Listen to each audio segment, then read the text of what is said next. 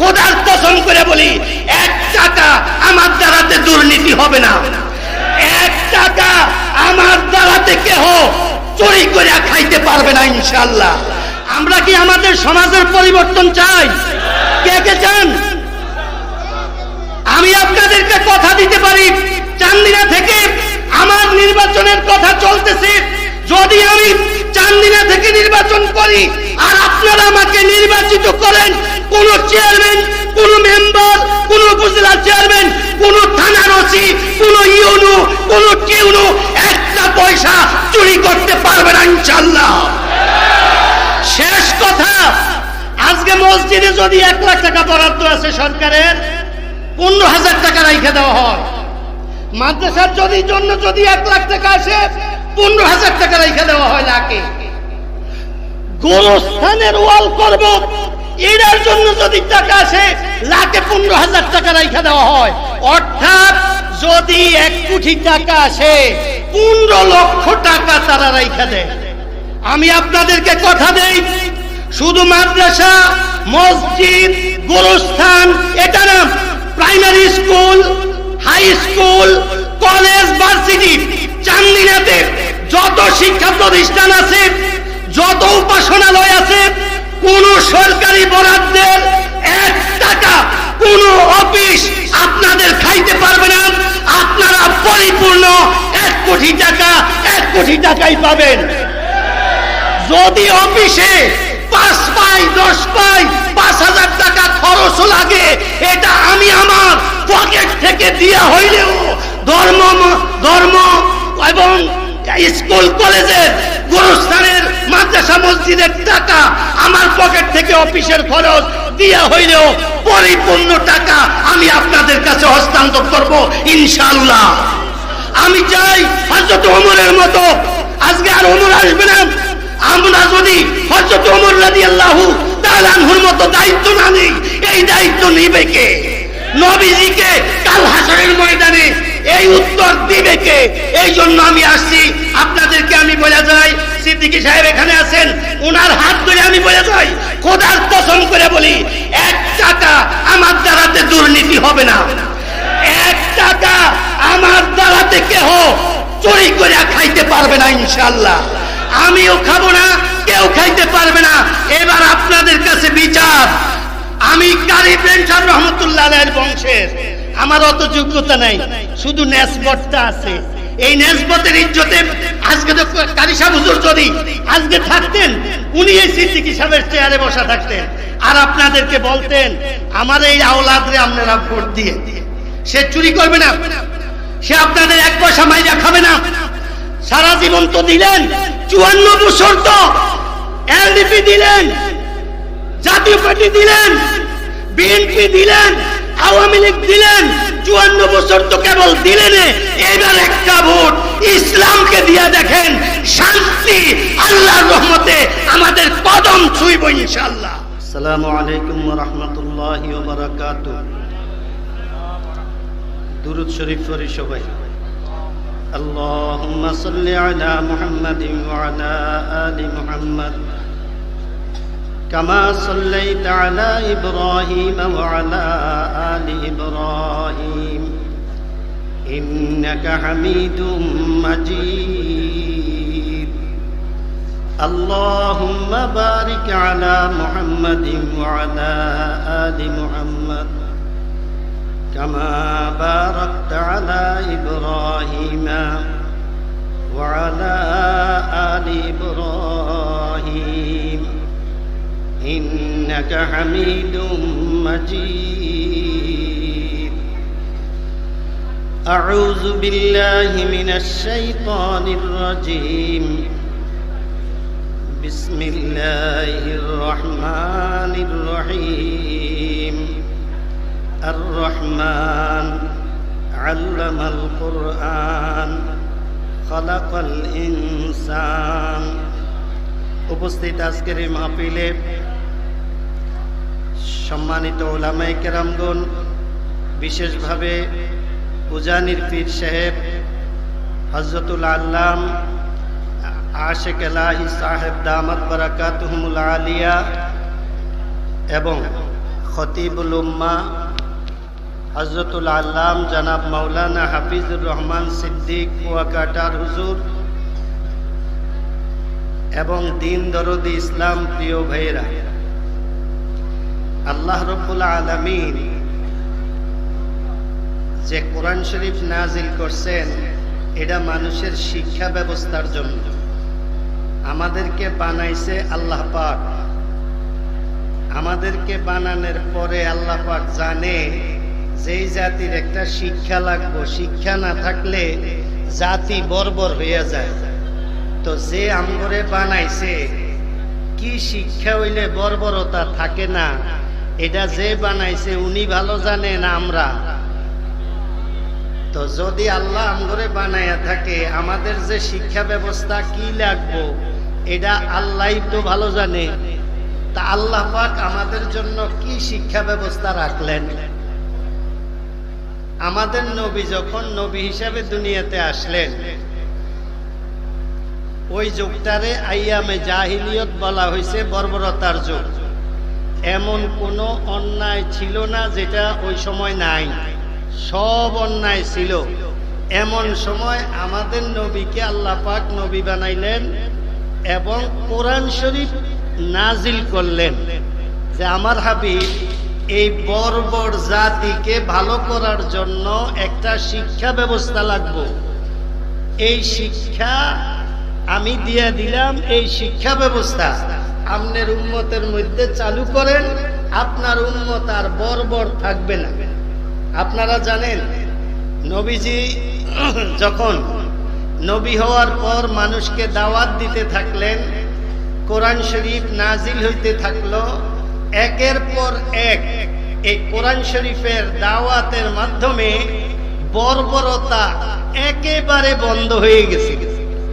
বিশেষভাবে যেদিন মদ নিষেধ করা হইল, মদ এখনো তো মানুষ খায় না, কেন খায় এটা একটু পরে বলতেছি। নিষেধ বহু কিছু আছে, সবই আপনারা জানেন। চুরি, ডাকাতি, জেনা, ব্যভিচার, মদ, নেশা, যত প্রকার আছে সবই নিষেধ। তো যেদিন মদ নিষেধ করা হইল, যারা কোরআনের শিক্ষায় শিক্ষিত হয়েছিলেন, এই শিক্ষার কারণে মদিনার অলিগলি, আরবের অলিগলি মদের গন্ধে ভরপুর হয়ে গেছিল। কারণ যেখানে যার ঘরে মদ ছিল, সবাই ওদিন মদ ঘর থেকে বাহির কইরা রাস্তায় নিক্ষেপ করে দিছে। পরবর্তীতে কোনদিন আর এই মদের বোতল, মদের পাতিল, মদের বর্তন ঘরে ঢুকে না। তো এই যে একটা অন্যায় কাজ ছাড়লো কোন শিক্ষার কারণে? কোরআনের শিক্ষার কারণে। আচ্ছা, চুরি নিষেধ। আমাদের নবীজির জমানায় চোর ছিল। একটা ইতিহাস আপনারা জানবেন, আমাদের নবীজি ঘরে শুয়ে রয়েছে চাদর মুড়ে দিয়া, একজন চোর ঢুকছে ঘরে, দুইটা ঘরে কিছুই পায় না, চলে যাইতেছে। আমাদের নবীজি এইভাবে চাদরের নিচ থেকে দেখলেন, লোকটা দেখতেছে, পরে চলে যাইতেছে। নবীজি যখন সে ঘর থেকে বাইরে গেছে, নবীজি তো ছিলেন রাহমাতুল্লিল আলামিন, উনি দরদি নবী ছিলেন।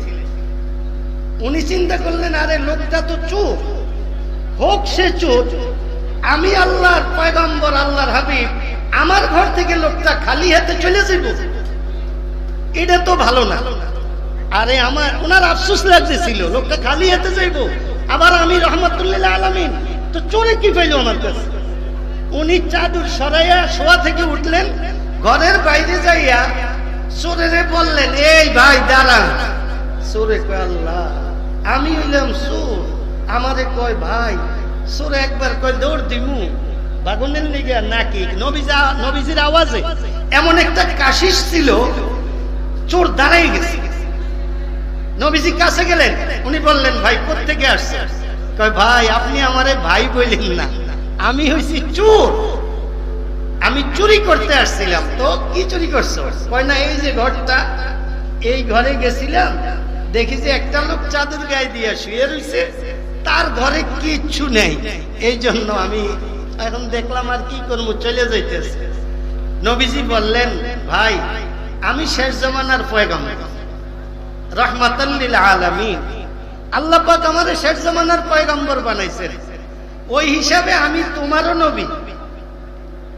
তুমি যে আমার ঘর থেকে খালি হাতে চলে যাইতেছো, আমার কাছে খুব কষ্ট লাগছে ভাই। এই যে আমার এই চাদুরটা ছাড়া আর কিছু নাই, এই চাদুরটা তোমারে দিলাম, তুমি আমার চাদুরটা নিয়ে যাও।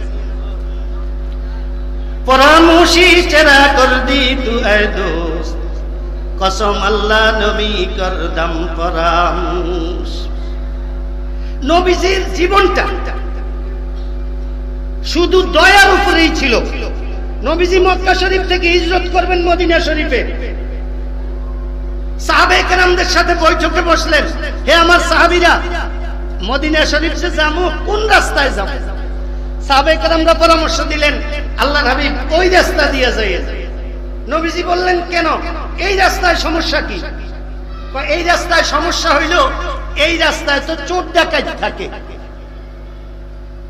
আমরা যাইতে লইলেই চোরে ধরে সব নিয়ে যাইব। নবীজি সবাই পরামর্শ নিয়ে, সবাই পরামর্শই ছিল চোর ডাকাত যে রাস্তায় নাই ওই রাস্তা দিয়ে যাইব। নবীজি দয়ার নবী, উনি চিন্তা করলেন আল্লাহ আমারে পাঠাইছেন মানুষকে আল্লাহর সাথে জড়িয়ে দেওয়ার জন্য। আমি যদি চোর থেকে বাঁচার জন্য, ডাকাইতের থেকে বাঁচার জন্য অন্য রাস্তায় চলে যাই, তো এই চোর ডাকাইতের কাছে দাওয়াত পৌঁছাইব কে? নবীজি বললেন, দেখো তোমরা তো পরামর্শ দিছো, বাকি আমার সিদ্ধান্ত হইল এই রাস্তায় যাবো যেই রাস্তাতে চোর ডাকাত বসা আছে। তো হুজুর ধরলে, তখন নবীজি বললেন, তাদের জন্য আমরা আগেই হাদিয়া একত্রিত করে রাখো, ধরলে তাদেরকে আগে হাদিয়া দিমু, পরে দিনের দাওয়াত দিব। ঠিকই যাইতেছেন, যেই জায়গায় চোর থাকার কথা, ডাকাত থাকার কথা, ওখানে গেছে এই সব সাওয়ারি এইভাবে আটকাইছে, থামো। সাহাবায়ে কেরামরা বললেন, তোমরা কারা? আমরা চোর ডাকাত। নবীজি সাওয়ারি থেকে নামলেন, নাইমা সামনে গেলেন, যাইয়া বললেন, তোমরা যে এখানে আসো এটা আমি জানতাম। আমি হইলাম শেষ জামানার পয়গম্বর মুহাম্মদ আরবি সাল্লাল্লাহু আলাইহি ওয়াসাল্লাম। সবাই বলছিল এই রাস্তায় যেন না আসি, তোমরা আসো, তোমরা চুরি করবা, ডাকাতি করবা। কিন্তু আমি আল্লাহর হাবিব হিসাবে, আল্লাহর শেষ পয়গম্বর হিসাবে আমার দয়া আসলো যে তোমাদেরকে একটু বুঝানো দরকার। আজকে যদি তোমার কোনো সামান কেউ নিয়ে যায় কেমন লাগবো? কয় খারাপ লাগবো। তো কি করবা? কয় রে ফিরে লম্বা করে এলাম। নবীজি বললেন, তোমরা এখন জাগোটা নিবা, তাগো এরকম কষ্ট লাগবো, তারাও কোন সময় সুযোগ পাইলে চিন্তা করবো তোমরা ফিরে লম্বা করবে।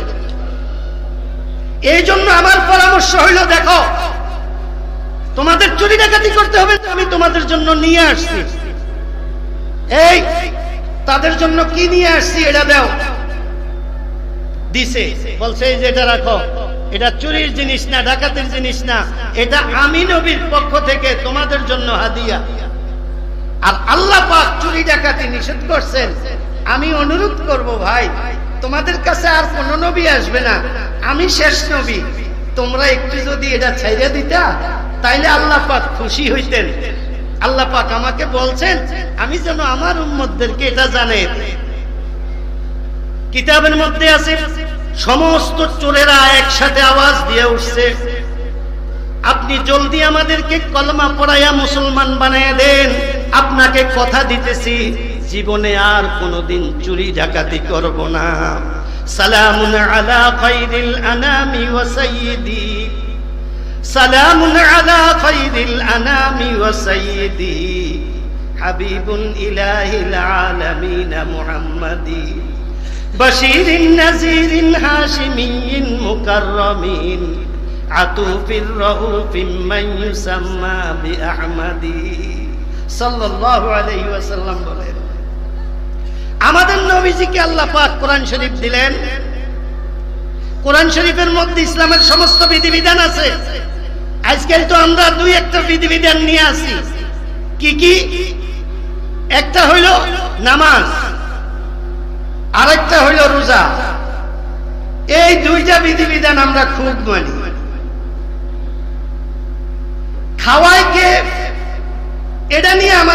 ঈমান একটু বেশ কম আছে। এখন যদি আমি বলি খাওয়ায় কে, আপনারা মুখে মুখে বলবেন আল্লাহ, কিন্তু আমি আপনাদেরকে ধরে দিতে পারবো এটা আমাদের মুখের কথা, এটা আমাদের অন্তরের বিশ্বাস না। রাজ্জাক কে, আমাদেরকে খাওয়ায় কে বলেন তো? যদি আল্লাহ খাওয়ায়, আমগো দেশের মানুষ জন্ম নিয়ন্ত্রণ করেনি, করে না? জন্ম নিয়ন্ত্রণ যে করে, এটা কি খাওয়ানোর সুবিধা অসুবিধার লিগা না অন্য কোনো কারণে? যে পোলাপান যদি বাড়ে খাইতে দিমু কি, থাকবো কই, এরকম একটা না? তো যদি আমার খাওয়ানোর চিন্তা করন লাগে, তাহলে তো বোঝা গেল আল্লাহ রাজ্জাক না, রাজ্জাক আমি, যার কারণে তো আমার এত চিন্তা। বুঝাইছে না? আরে আমি আর আপনি মানুষ, আমরা কতটুক খাই?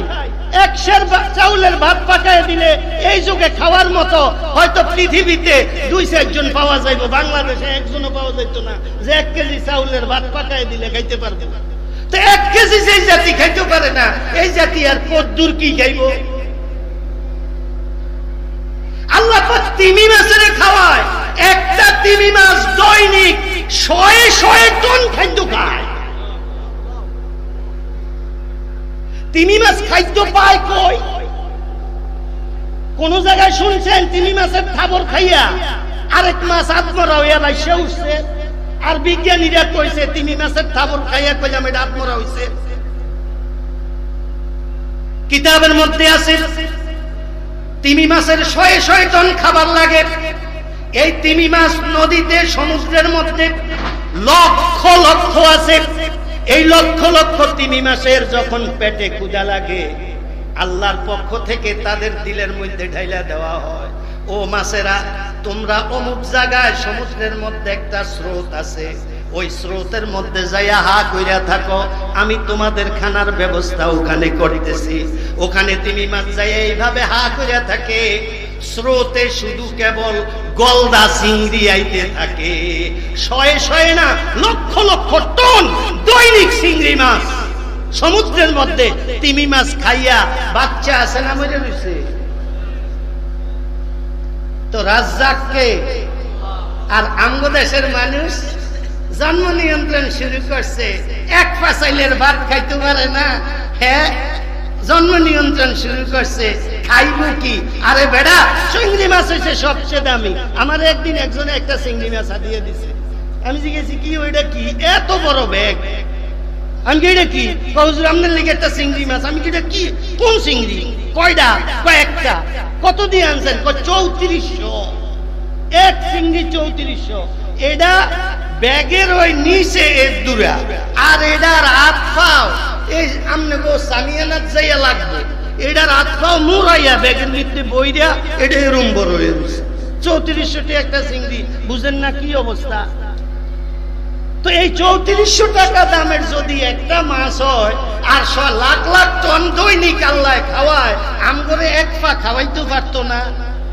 এই মিয়ারা পারবনি? আচ্ছা এবার শুনে, ওমা মিন দাব্বাতিন ফিল আরদি ইল্লা আলাল্লাহি রিজকুহা ওয়া ইয়ালামু মুস্তাকাররাহা ওয়া মুস্তাওদাহা। আল্লাহ পাক বলেন যত মানুষ কি যত প্রাণী আছে, সমস্ত প্রাণীর খাওয়ার জিম্মাদারি আমার। যাই হোক, তাইলে জন্ম নিয়ন্ত্রণ যারা করে তাদের আল্লাহর উপরে, আল্লাহ যে রাজ্জাক, এই রাজ্জাকের উপরে বিশ্বাস নাই, যার কারণে তারা জন্ম নিয়ন্ত্রণ করে। উজানির কারি ইব্রাহিম সাহেব রহমতুল্লাহ আলাইহি, আমার বড় আব্বা, ওনার 11 ছেলে ছিল, 11 মেয়ে ছিল। জন্ম নিয়ন্ত্রণ করলে আশেক এলাহি আসতো না, মোবারক করিম সাহেব আসতো না। জন্ম নিয়ন্ত্রণ করলে মঞ্জুর আহমদ আসতো না, নাজমুল হক আসতো না, ইসমাইল সাহেব আসতেন না, কারণ সত্য বন্ধ। যাই হোক, আমি আপনাদেরকে যেটা বলতে চাইছিলাম, কোরআনের মধ্যে নামাজ রোজা হইলে আমরা আল্লাহরে মানি। এই ভাই নামাজ পড়তে, হ্যাঁ এটা আল্লাহর হুকুম মানতে হইব না। আসলেও 2-1 জন মসজিদে আসে। রোজা হইলে কি ভাই রোজা রাখতেন না? আরে আল্লাহর হুকুম, রোজা রাখতে হইব না। চুরির ব্যাপারে যদি কই ভাই চুরি করবেন নি, এটা কি চুরি করতাম না, চুরি করতেন না, চুরি করবেন না তো করবেন কি? আমাদের সমাজে আজকাল চোর নাই কোন জায়গায় এটা বলেন? আমারে একজনে বলে, কয় হুজুর আপনি জানেন আমাদের দেশে সব মন্ত্রণালয়ে চুরি হয়? আমি কই না, আমি বিশ্বাস করি না। কারণ শিক্ষাই জাতির মেরুদণ্ড, এটা একটা স্লোগান শুনছি। শিক্ষাই যদি জাতির মেরুদণ্ড হয় তাহলে ওই জাতি আবার অন্যের ক্ষতি করবো কেমনে? চুরি করলে না অন্যের ক্ষতি হয়, তো এটা করবো কেমনে? এটা না শিক্ষিত মন্ত্রণালয়ে মেট্রিক পাস লোকেরও চাকরি হয় না, এর চেয়ে উপরে লাগে, তাহলে এই শিক্ষিত মানুষ বুঝি চুরি করে? তা একজনে আমারে কয় হুজুর শিক্ষা মন্ত্রণালয়েও চুরি হয়। আমি কি এটা করি? পরে একজনে কয় দূর হুজুরের মজাক করেন না, এটার কারণ কি আমার একটু কয়, এটাই আমার শেষ কথা। পরে আমি ওনারে বললাম আমি জানি, আমি বলবো, কারণ বললে আপনার পছন্দ হইতেও পারে না হইতেও পারে, আমি নিজের ইচ্ছা থেকে বলতাম। পরে না হুজুর আমরাই বললাম, আপনি বলেন, আমরা শুনতে চাই। কেন আমরা আমাদের মধ্যে কোনো পরিবর্তন আসে না? আমরা চোরে থেকে যাই কেন? এত যে শিক্ষিত হই আমাকে চুরি বন্ধ হয় না। পরে আমি বললাম আমি জানি। কত বলেন, আমরা এটা কিছু মনে করব না। এখন আপনারা কি এটা জানতে চান? জানতে চাইলে আমারে কোন যে হুজুর আপনি বলেন, আমরা এটা জানতে চাই, কারণটা কি বলতাম? আতুডান কে কে জানতে চান? এখন আর আমার দোষ নাই, আপনারা জানতে চান দেখে আমি কই। আমাদের দেশে যারা প্রাইমারি স্কুলও পড়ে, তারা যে স্কুলও যায়, বাসের ভাড়া দেয়? হ্যাঁ দেয় না, এরা বাচ্চা মানুষ, কি এর ভাড়া দিব? আচ্ছা, প্রাইমারি স্কুলও নইলে ছোড়ো, হাই স্কুলও যখন উঠছে তখন যে বাসে উঠতে যায়, কোন বাসের ভাড়া দেয়? হ্যাঁ, বাসে উঠলে কন্ডাক্টররা ইয়ে চায়, এই ভাড়া দেয়। পরে আমি না স্কুলের ছাত্র, পরে ড্রাইভারে থাক রে এডি ওই অমুক হাই স্কুলের ছাত্র, নিচ না থাক। আচ্ছা, যখন মেট্রিক পরীক্ষা দিয়া কেবল কলেজও ভর্তি হয়, এই ভাড়া দেও। কি কয় জানেন? কথাটা কি কইলি তুই? কারে কয় এটা? কন্ডাক্টর রে ভাড়া দেও।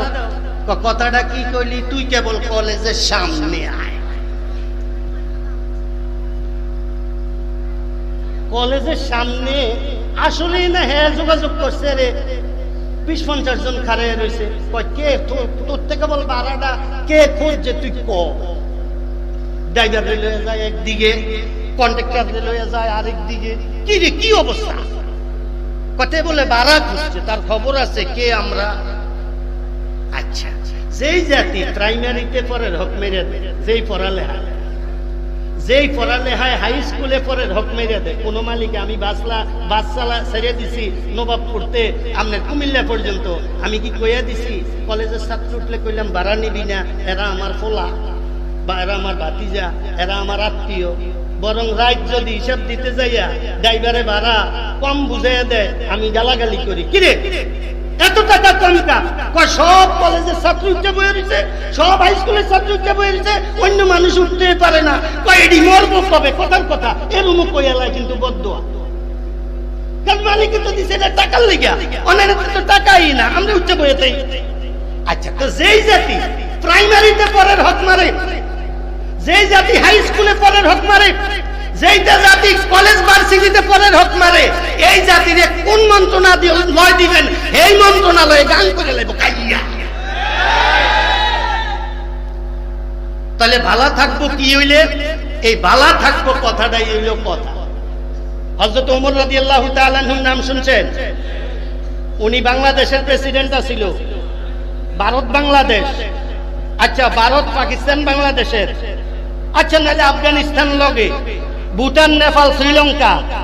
হ্যাঁ, যদি পৃথিবীতে এখন 350 দেশ থাকে, তাইলে 165 দেশে 135 দেশের মতো দেশের প্রেসিডেন্ট ছিলেন হযরত ওমর একা, অর্ধ পৃথিবীর প্রেসিডেন্ট। কোরআনের শিক্ষায় উনাকে কোথায় নিয়ে গেছে জানেন? অর্ধ পৃথিবীর প্রেসিডেন্ট। নামাজ পড়াতে উঠছে, এশার নামাজ পড়াইছে, পোলারে কয়ে দিগাইও তুমি যে আজকে একটা উঠ বেচছো বলে, জি আব্বা, টাকা দি বাসা লইও আনছে।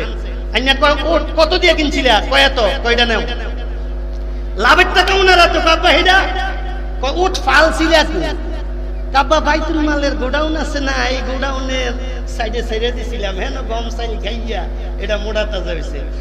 এই গোডাউনের গম চাইল কি তোমার বাপের না দেশের মানুষের? দেশের মানুষের। তাইলে এই লাভের টাকাটা আমি বাইতুল মালে জমা করে দিতে আছি।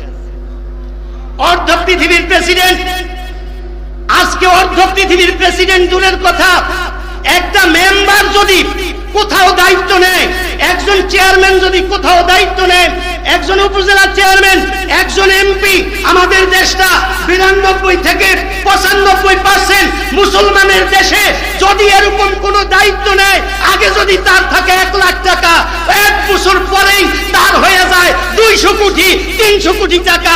এই টাকা আসে কোত্থেকে?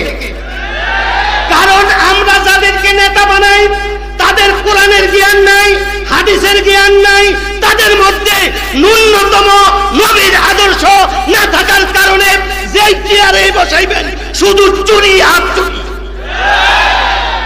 আমরা কি আমাদের সমাজের পরিবর্তন চাই? কে কে চান? আমি আপনাদেরকে কথা দিতে পারি, চান্দিনা থেকে আমার নির্বাচনের কথা চলতেছে। যদি আমি চান্দিনা থেকে নির্বাচন করি আর আপনারা আমাকে নির্বাচিত করেন, কোন চেয়ারম্যান, কোন মেম্বার, কোন উপজেলা চেয়ারম্যান, কোন থানার ওসি, কোন ইউনো, কোন টিউনো একটা পয়সা চুরি করতে পারবে না ইনশাআল্লাহ। শেষ কথা, আজকে মসজিদে যদি 1 লাখ টাকা বরাদ্দ আছে সরকারের, 15,000 টাকা রাইখে দেওয়া হয়। মাদ্রাসার জন্য যদি 1 লাখ টাকা আসে, 15,000 টাকা রাইখে দেওয়া হয় লাখে। গোরস্থানের ওয়াল করব, এটার জন্য যদি টাকা আসে, লাখে 15,000 টাকা রাইখে দেওয়া হয়। অর্থাৎ যদি 1 কোটি টাকা আসে, 15 লক্ষ টাকা তারা রাইখে দেয়। আমি আপনাদেরকে কথা দেই, শুধু মাদ্রাসা, মসজিদ, গোরস্থান এটা না, primary school, high school, college, varsity, চান্দিনাতে যত শিক্ষা প্রতিষ্ঠান আছে, যত উপাসনালয় আছে, কোন সরকারি বরাদ্দের 1 টাকা কোন অফিস আপনাদের খাইতে পারবে না।